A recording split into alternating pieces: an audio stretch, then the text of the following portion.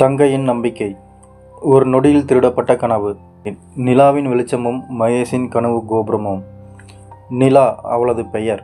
அவள் பெயர் போலவே அவளது வாழ்க்கை எப்போதுமே இருட்டுக்குள் ஒரு மெல்லிய வெளிச்சத்தை வீசிக்கொண்டிருந்தது. அவர்கள் இருந்தது ஒரு சிறிய கிராமம். அந்த கிராமத்தின் தெருக்களில் பெரும்பாலும் வறுமையின் நிழல்தான் நீளமாக விழுந்திருந்தது. அங்கு கல்வி என்பது எளிதில் எட்ட முடியாத ஒரு கனவு. அது வெறும் பணம் படைத்தவர்களுக்கான ஆடம்பரம் என்றே பார்க்கப்பட்டது. ஆனால் நிலா ஒருபோதும் தன் கனவை சுருக்கி கொண்டதில்லை. அவளது கைகள் எப்போதும் ஏதோ ஒரு புத்தகத்தை வருடி கொண்டிருந்தன. அவளது கிழிந்த புத்தகங்களும் சாப்பீஸ் தூசியும் நிறைந்திருந்த கைகளும் நகரத்தின் மிகப்பெரிய கல்வி நிறுவனமான சௌந்தர்யா கல்லூரியை நோக்கிதான் கனவுகளை தினமும் எழுதி கொண்டிருந்தன. அவளுடைய இந்த அசைக்க முடியாத நம்பிக்கைக்கான ஒரே ஆதாரம் அவளது அண்ணன் மகேஷ். மகேஷ் ஒரு கட்டிட தொழிலாளி. அவன் தன் கைகளால் செங்கற்களை அடுக்கும்போது அவன் மனதில் அடுக்கியதெல்லாம் நிலாவின் எதிர்காலத்துக்கான கனவு கோபுரம்தான். அது உறுதியானது, அசைக்க முடியாதது, அன்பு என்ற சிமெண்டால் கட்டப்பட்டிருந்தது. மகேஷுக்கு தன் சொந்த கனவுகள் இருந்தன. ஒரு சிறிய பலசரக்கு கடை வைத்து தன் உழைப்பால் வாழ வேண்டும் என்பதுதான் அவன் ஆசை. அவன் தன் ஆசைகளை மூட்டையாக கட்டி தன் மனதின் இருட்டு மூலையில் வைத்துவிட்டான். நிலாவின் புன்னகைதான் அவனுடைய பெரிய லாபம். அவனது வியர்வை தங்கையின் கல்விக்கான ஒவ்வொரு ரூபாயாக மாறியது. ஒவ்வொரு இரவும் தங்கை விளக்கு வெளிச்சத்தில் படிக்கும்போது மகேஷ் அவள் அருகே அமர்ந்திருப்பான். மகேஷுக்கு படிக்க தெரியாது. ஆனால் அவன் அவளது புத்தகங்களின் தலைப்பை தொட்டு பார்ப்பதில் ஒரு ஆழமான அமைதியை கண்டான். அது தன்னுடைய கல்வியை தான் படிப்பது போலவே உணர்ந்தான். அண்ணா, நான் நகரத்துக்கு போனால் நீ தனியாக ஃபீல் பண்ண மாட்டியா?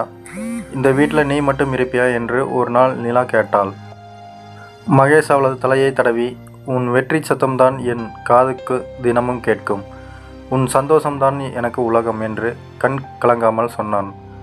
அவன் அந்த பாசத்தை தன் வறண்ட கண்களின் ஆழத்தில் ஒளித்து வைத்திருந்தான். நிலா சௌந்தர்யா கல்லூரியின் நுழைவுத் தேர்வில் மாநிலத்திலேயே 2ஆம் இடத்தை பிடித்தாள். அந்த கிராமமே அவள் வீட்டு வாசலில் வந்து நின்றது. மக்கள் அவளை தங்கள் வீட்டு பெண் போலவே கொண்டாடினார்கள்.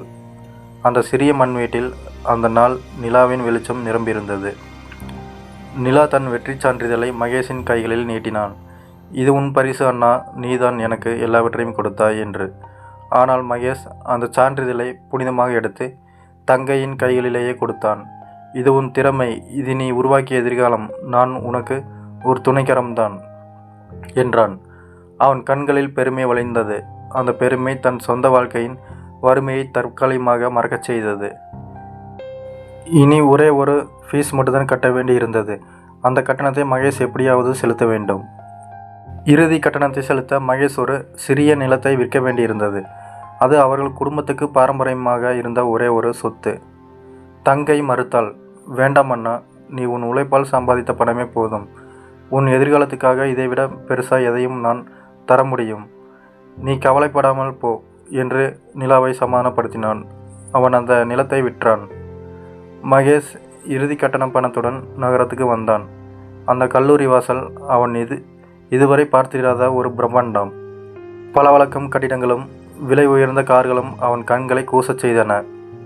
நிலா இந்த உலகத்துக்கு தான் சொந்தக்காரி என்று பெருமையுடன் நினைத்தான்.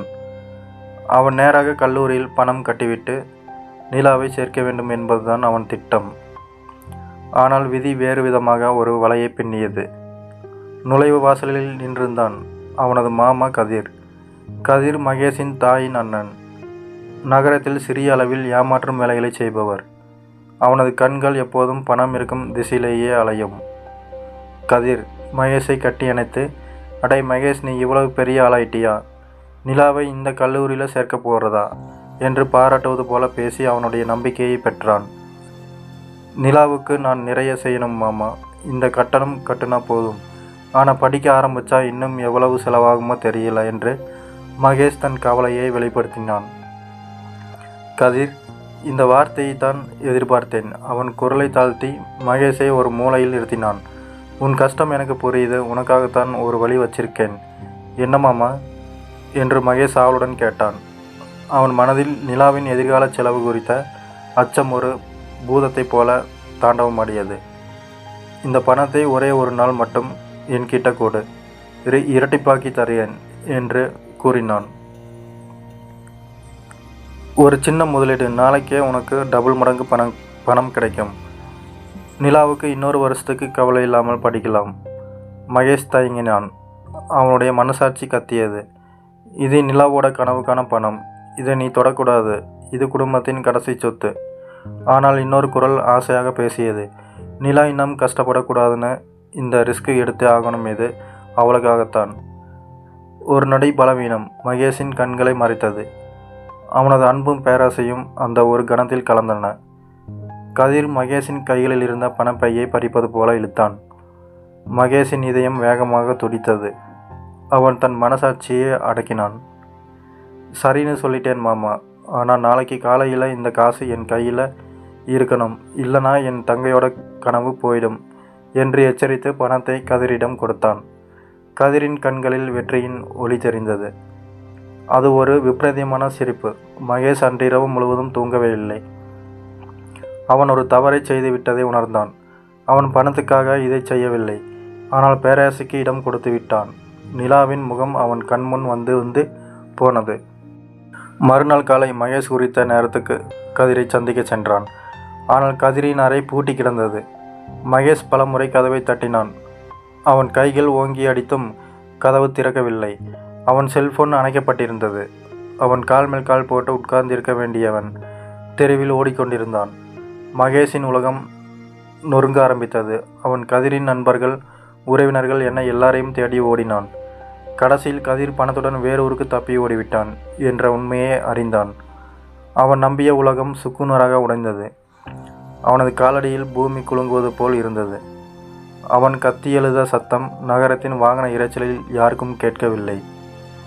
தங்கையின் கனவு அவன் கைகளால் சிதைந்து விட்டது. அவளால் இன்று கல்லூரியில் சேர முடியாது. மகேஷ் பயந்து நடுங்கினான். அவனால் தங்கையின் முகத்தில் விழிக்க முடியாது. ஆனால் அவன் நகர வேண்டும். அவன் நடக்க ஆரம்பித்தான். ஒவ்வொரு அடியும் அவன் மனசாட்சியை சவுக்கால் அடிப்பது போல இருந்தது. அவன் கண்களில் இருந்து கண்ணீரே வரவில்லை. இந்த வேதனை உறைந்து போயிருந்தது. அவன் கல்லூரியின் வாசலை அடைந்தபோது நேரம் கடந்துவிட்டது. சேர்க்கைக்கான காலக்கெடு முடிந்துவிட்டது.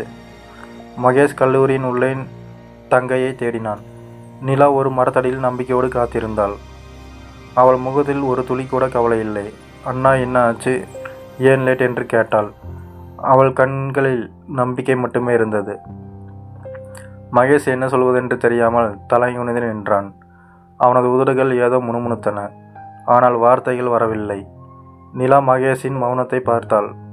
அவளுக்கு ஏதோ தவறு நடந்திருக்கிறது என்று புரிந்தது. அவளது இதயம் கணக்க ஆரம்பித்தது. அவள் நேரடியாக சேர்க்கை அறைக்கு சென்று நிறுவனத்தின் தலைவரான சௌந்தர்யா அம்மாவிடம் கெஞ்சினாள். சௌந்தர்யா நேர்மையானவர், ஆனால் விதிமுறைகளில் கண்டிப்புள்ளவர்.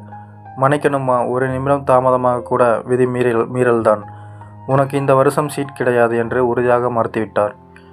நிலாவுக்கு தன் உலகம் சுழல்வது போல இருந்தது. அவள் நம்பிய கல்வி அவளை நிராகரித்தது. அவள் வெளியில் வந்து மகேஷை பார்த்தான். அவள் கண்களில் இருந்த நம்பிக்கை மெல்ல மெல்ல அணைந்தது. உண்மையில் என்ன நடந்தது அண்ணா? நீ ஏன் அமைதியாக இருக்க? என் கனவை நீ திருடிட்டியா என்று தங்கை கேட்டபோது மகேஷ் பதில் சொல்லாமல் நிலாவின் காலடியில் விழுந்து கதறினான். அந்த நொடிதான் நிலாவின் உயிர் அவளை விட்டு பிரிந்தது. அவளது அண்ணன் மீது வைத்திருந்த அசைக்க முடியாத நம்பிக்கை தன் கண்களுக்கு முன்னாலேயே நொறுங்கி போனது. அது வெறும் கல்வி சேர்க்கைக்கான தாமதம் அல்ல, அது குடும்ப உறவின் துரோகம். ஒரு தங்கை, ஒரு அண்ணனை இழந்த சோகம். நிலா ஒரு வார்த்தை கூட பேசவில்லை. அவள் மகேஷை விட்டு விலகி திரும்பி பார்க்காமல் நகரத்தின் பரபரப்பான வீதிகளில் ஓடினாள். அவள் ஓடிய வேகத்தில் அவளுடைய கடந்த கால கனவுகள் அனைத்தும் நொறுங்கி தூசானது போல உணர்ந்தாள். மகேஷ் அவளை பின்தொடர முயன்றான். ஆனால் அவனால் முடியவில்லை. அவனது கால்கள் துரோகத்தின் வழியில் செயலற்று போயிருந்தன. நிலா அன்று முழுவதும் நகர வீதிகளில் அலைந்தாள். அவள் மனதில் பசி இல்லை, பயம் இல்லை. இருந்தது எல்லாம் அண்ணன் மீதான கோபமும் தன் கனவை வீணாகிவிட்ட சோகமும் தான். அவளது நம்பிக்கை துரோகத்தால் கொலை செய்யப்பட்டுவிட்டது. மகேஷ் குற்ற உணர்ச்சியால் பாதிக்கப்பட்டு தங்கையை எங்கும் தேடினான். ஒரு நாள் அவளை ஒரு தேவாலயத்தின் ஓரத்தில் கண்டான். அவள் சாப்பிடாமல் பசியுடன் படுத்திருந்தாள். தங்கை அண்ணனை பார்க்க மறுத்தாள். அவள் கண்கள் அவனை புறக்கணித்தன. அந்த புறக்கணிப்பு கத்தியால் குத்துவதை விடவும் அதிக வலியை மகேஷுக்கு கொடுத்தது. மகேஷ் நிலாவிடம் மீண்டும் பேச முயலவில்லை. அவனால் பேச முடியவில்லை. அவன் செய்த தவறுக்கு அவன் தண்டனை அனுபவிக்க வேண்டும் என்று உணர்ந்தான். அவன் நகரத்தை விட்டு வெளியேறி ஒரு தொலைதூர கிராமத்துக்கு சென்று கடுமையாக கூலி வேலை செய்து ஆரம்பித்தான். அவன் மீண்டும் கட்டிட தொழிலாளியாக மாறினான். ஆனால் இந்த முறை அவன் கட்டியதெல்லாம் சுவர்கள் அல்ல, அவனது குற்ற உணர்ச்சியின் கோபுரம். அவன் சம்பாதித்த ஒவ்வொரு காசையும் நிலாவின் கல்விக்காக திரும்ப சேமிக்க ஆரம்பித்தான். இது அவனது தான் செய்த தவறுக்கான பிராயச்சித்தம். அவன் நாள் முழுவதும் வேலை செய்தான். இரவில் தூங்கும்போது நிலாவின் உடைந்த கனவுகளே அவனது படுக்கையாக இருந்தது. ஒரு வருடம் முழுவதும் அவன் ஒரு வார்த்தை கூட பேசாமல் கடுமையான உழைப்பை மட்டுமே நம்பி வாழ்ந்தான். அவன் ஒரு துறவியைப் போல வாழ்ந்தான். அவனது ஒரே இலக்கு தங்கையின் கனவுக்கு நியாயம் செய்வது. ஒரு வருடம் கழித்து மகேஷ் தேவையான பணத்தை சம்பாதித்து கொண்டு மீண்டும் தங்கையை தேடி வந்தான். அவன் கையில் இருந்த பணம் அவன் உழைத்த ரத்தம், அது அவனது உடலின் வலி. நிலா இப்போது மீண்டும் அந்த கிராமத்தில் இருந்தாள். அவள் பழைய நிலா அல்ல. அவள் முகத்தில் சோகத்தின் கோடுகள் இருந்தாலும் ஒரு தீர்க்கமான ஒளி தெரிந்தது. மகேஷ் அவளிடம் வந்து பணத்தை அவள் காலடியில் வைத்தான். அவன் குனிந்து, என்னை மன்னிச்சிடு நிலா, நான் உன்னோட கனவை திருடிட்டேன். இந்த பணத்தை வச்சு நீ மறுபடியும் படி, இது என் பிராயச்சித்தம் என்று கதறினான். தங்கை அந்த பணத்தை ஒரு கணம் பார்த்தாள். பிறகு மகேஷின் தலையை உயர்த்தி பிடித்தாள். அவளது கண்கள் அமைதியுடன் பார்த்தன. நீ என் கனவை திருடல அண்ணா, நீ திருடினது என்னுடைய ஒரு வருட படிப்பை மட்டும்தான். ஆனால் நான் அந்த ஒரு வருடத்தில் வேறு ஒரு பாடத்தை கற்றுக்கொண்டேன். அவள் பின்னர் அவனை கூட்டிச் சென்றாள். அந்த கிராமத்தின் மையத்தில் ஒரு சிறிய ஓலை கொட்டகை இருந்தது. அங்கு ஏழை சிறுவர் சிறுமியர் ஒளியற்ற கண்களுடன் படித்து கொண்டிருந்தனர். இது என்ன நிலா என்று மகேஷ் குழப்பத்துடன் கேட்டான். நிலா சிரித்தாள். நீ சம்பாதிச்ச இந்த பணம், இதை நான் எனக்காக மட்டும் பயன்படுத்தினா அது சுயநலம்தான். நீ திருடினது என் கனவுதான்.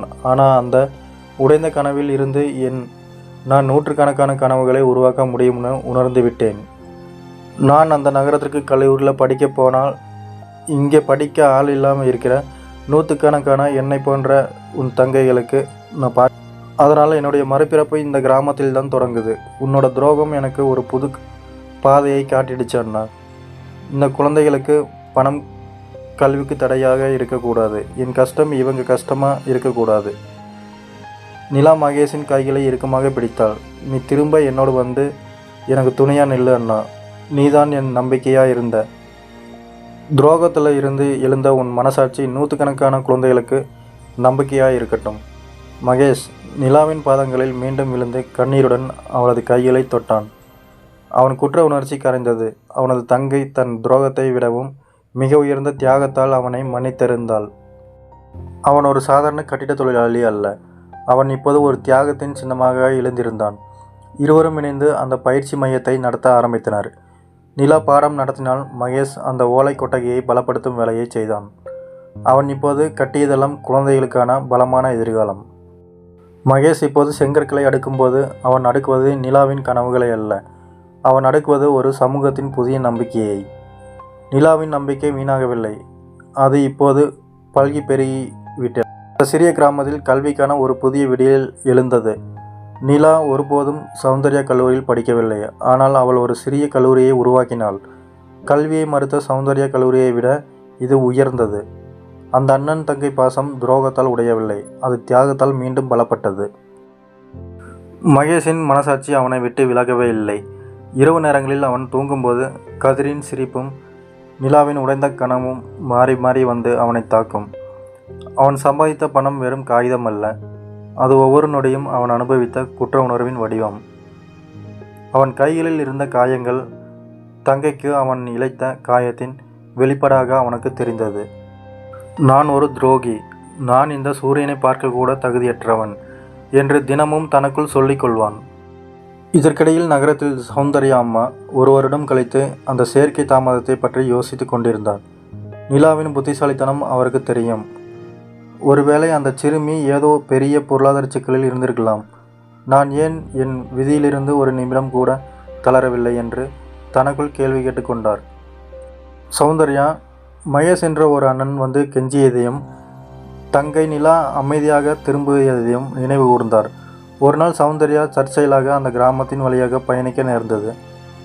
அங்கு ஒரு ஓலை கொட்டகையில் குழந்தைகள் படிக்கும் சத்தம் கேட்டது. அவர் காரை நிறுத்தி உள்ளே சென்றார். அங்கே நிலா ஒரு ஆசிரியைப் போல உற்சாகமாக பாடம் நடத்தி கொண்டிருந்தாள். சௌந்தர்யா நிலாவை பார்த்து கண்கலங்கி போனார். இந்த சிறுமி என் கல்லூரியில் சேரவில்லை, ஆனால் ஒரு கல்லூரியையே உருவாக்கி இருக்கிறாள் என்று வியந்தார். அங்கிருந்த மற்றொரு உருவத்தை பார்த்ததும் சௌந்தர்யா அதிர்ச்சி அடைந்தார். அது மகேஷ். அவன் அந்த கொட்டகைக்கு பலமான சுவர் கட்டுவதை கண்டார். மகேஷின் தோற்றம் மாறியிருந்தது. அவன் முகத்தில் வருத்தம் இருந்தாலும் நிலாவுடன் இருக்கும்போது ஒரு தெளிவான அன்பு தெரிந்தது. சௌந்தர்யா நிலாவிடம் மெதுவாக சென்று, உன் அண்ணன்தான் உனக்கு துரோகம் செய்தான் அல்லவா என்று கேட்டார். நிலா ஒரு சிறு புன்னையுடன், அவர் என் நம்பிக்கையை திருடினார், ஆனால் நான் அதை விட பெரிய ஒரு நம்பிக்கையே இங்கே கண்டுபிடித்தேன் என்று பதில் சொன்னான். அந்த பதில் சௌந்தர்யாவை உலுக்கியது. அவர் தன் தவறை உணர்ந்தார். அவர் ஒரு சிறந்த மாணவியை தவற விடவில்லை, ஆனால் ஒரு சிறந்த ஆசிரியை உருவாக்க காரணமாக இருந்திருக்கிறார். சௌந்தர்யா அந்த கொட்டைக்கு பெரிய உதவி செய்வதாக உறுதியளித்தார். அவர் சென்ற பிறகு மகேஷ் நிலாவின் கால்களில் விழுந்து கண்ணீருடன் இறுதியாக மீண்டும் மன்னிப்பு கேட்டான். நான் உனக்கு செய்த துரோகம் மன்னிக்க முடியாதது என்றான். நிலா அவனை அணைத்து கொண்டாள். நம் உறவில் துரோகம் ஒரு கசப்பான பாடம், ஆனால் அந்த பாடம் நம் இருவரையும் இங்கே கொண்டு வந்து சேர்த்திருக்கிறது. நம் அன்பு பலமானது அண்ணா என்றாள். உடைந்த நம்பிக்கை ஒரு சமூகத்தின் ஒளியாக மாறியது. அந்த அண்ணன் தங்கை பாசம் துரோகத்தால் உடையவில்லை, அது தியாகத்தால் மீண்டும் பலப்பட்டது. இருவரும் இணைந்து அந்த கிராமத்தின் விடியலுக்கு பாடம் எடுக்க ஆரம்பித்தனர். இந்த பதவி உங்களுக்கு பிடிச்சிருந்தா மறக்காமல் ஒரு லைக் போடுங்க, உங்கள் ஃப்ரெண்ட்ஸுக்கு ஷேர் பண்ணுங்கள். இந்த சேனலுக்கு நீங்கள் புதுசுனா மறக்காமல் சப்ஸ்கிரைப் பண்ணுங்கள். இதுவரை எங்களுக்கு ஒரு மோட்டிவேஷனாக இருக்கும். தேங்க்யூ.